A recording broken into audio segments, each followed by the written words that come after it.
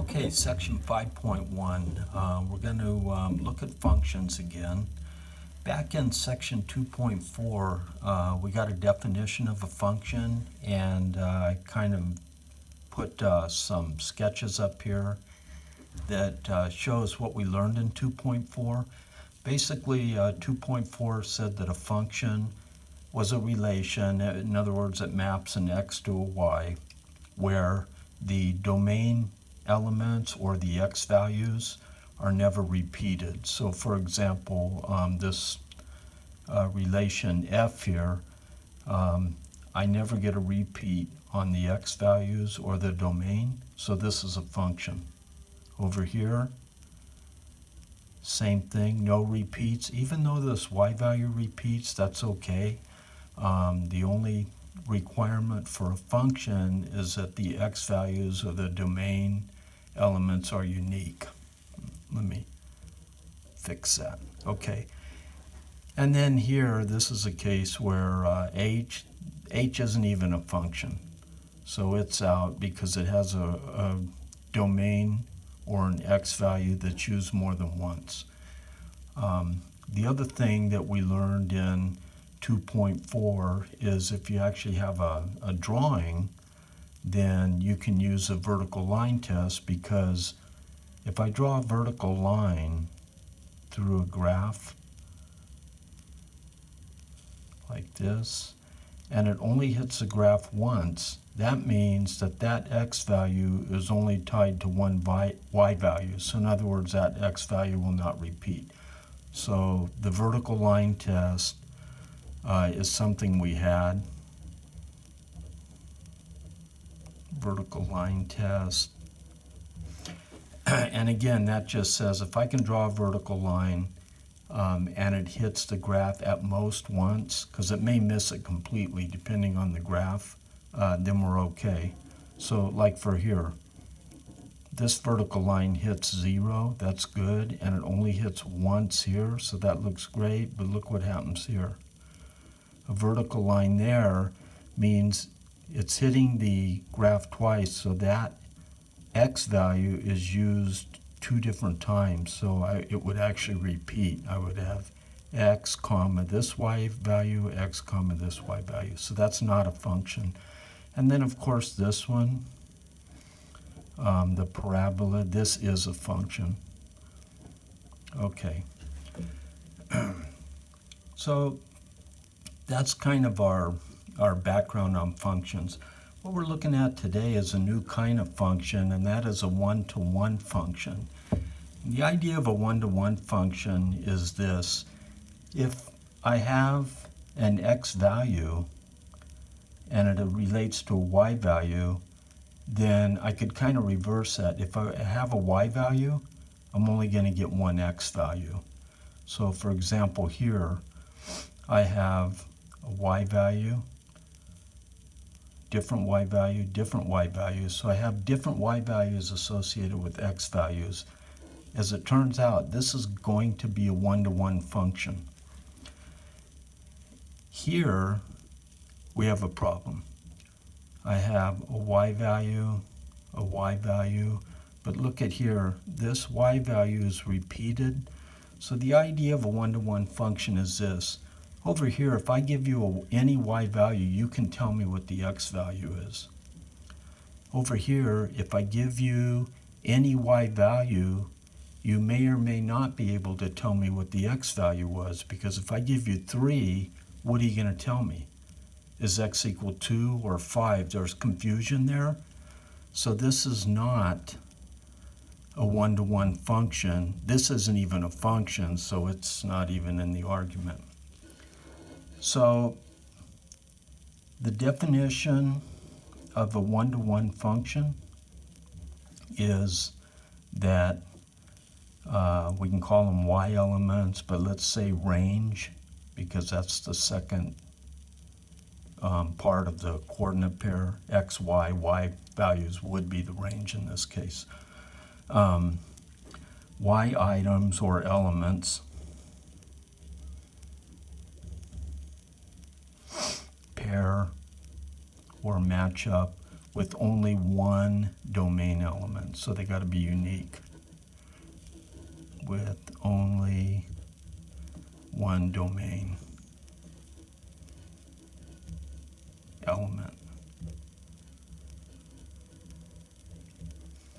So it's kind of the opposite of the vertical line test. If I use a horizontal line to test for a graph being a one-to-one function, look what happens.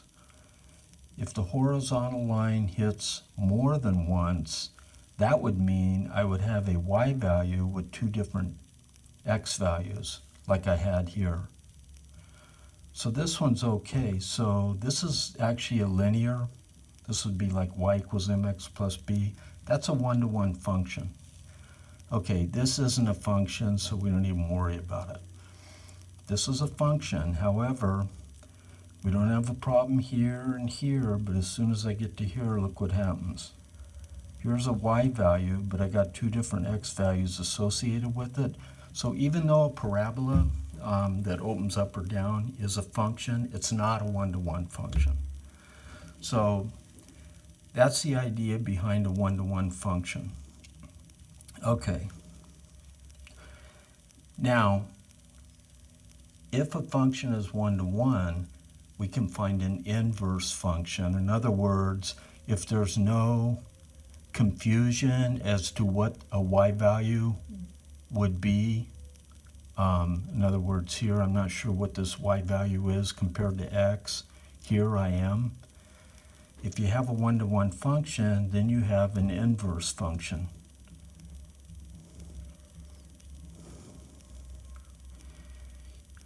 Inverse functions, and let me write the terminology here.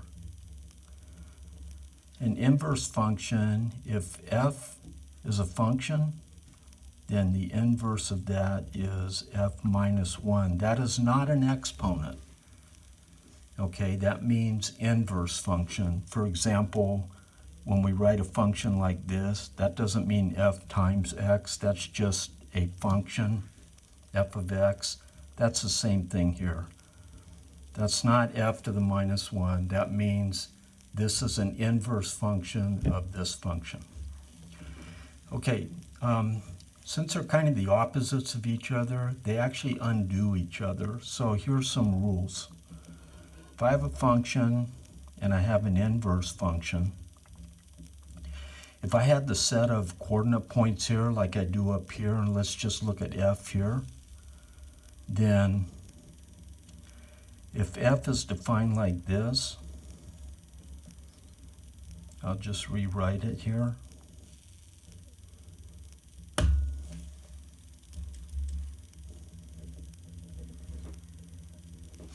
Then the inverse is just the opposite of that. So if this was f, the inverse of f would just rearrange these. And you can see now why the definition, 4, 5, the definition of one-to-one is the way it is, because if I flip these around and undid each one, I would wind up with a 3, 2 and a 3, 5, and then the inverse function wouldn't actually be a function. So the one-to-one part is important. Okay, so the first thing to look at is functions and inverses just undo each other, so everything flip-flops. And then based on this, it's easy to see, if I looked at the domain of f, which would be these values here, since those become y's, then that would be the same as the range of f of x, or f inverse. And likewise with the range. The range here would be the second values, so the range of f is the same as the domain of the inverse.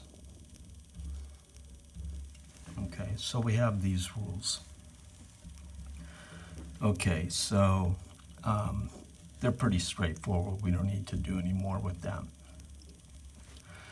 All right.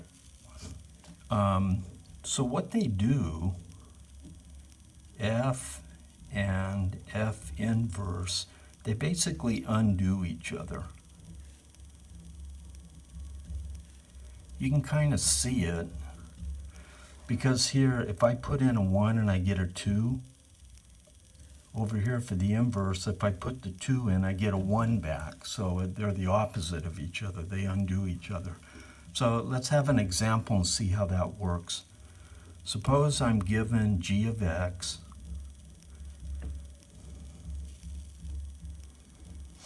and I know that the inverse of g of x equals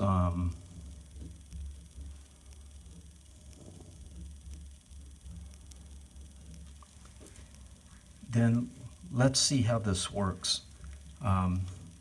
If I put in, say, I don't know, let's put an 8.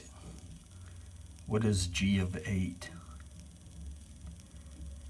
Well, 5 times 8 minus 2, that's 40 minus 2, that's 38. So g of x created the point 8, 38. So that means 38, 8 should work here. Well, let's try it. So if I put in 38, I should get 8 back. It's going to kind of be the reverse of this. So g inverse of, hang on, we're going to do 38 here.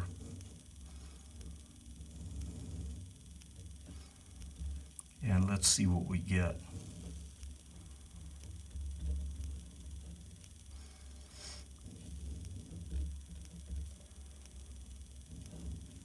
(38 plus 2 is 40. 5 into 40 is 8. So look, g inverse, here x was 38, y was 8. So they undo each other. So put an 8 in here, get a 38 out, take the 38 for the inverse, you get the 8 out. They basically undo each other. So that's how it works. So the first question, the only question we're going to do in this part, and we got a lot more to do in this chapter later, is if I'm given a function, how do I find the inverse if I don't know it? Okay. First,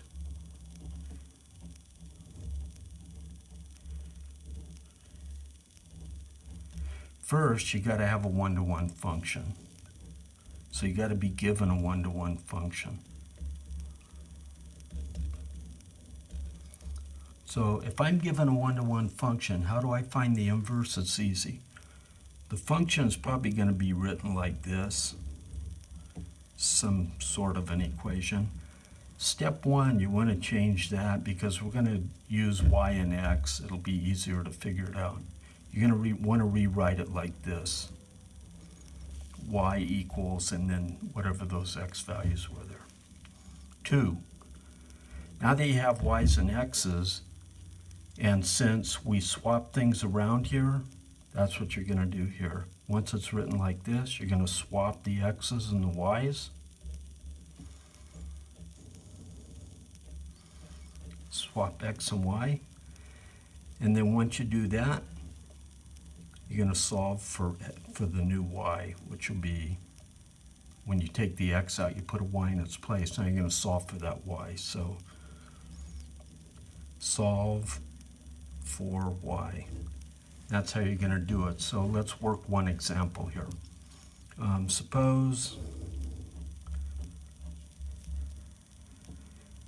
cube root. Suppose that's our function. I would like to find the inverse function of that. Well, replace f of x with y. So we're going to rewrite it like this.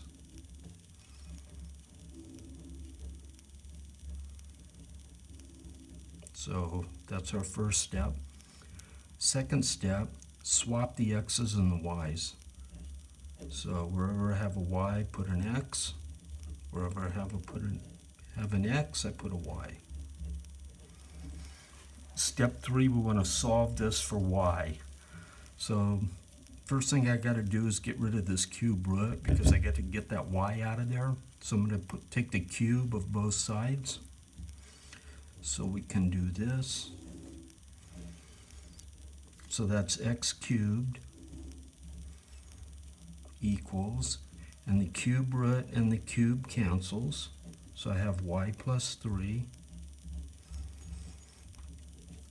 Then the next step, subtract 3 from both sides.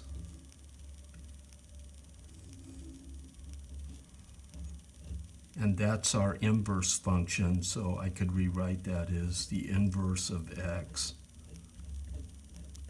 equals x cubed minus 3. And that's how we find it, and let's check it real quick and make sure it works. Let's try f of 5 here. So here's our original function. F of 5 equals cube root of 5 plus 3. Okay, that equals cube root of 8. That equals 2.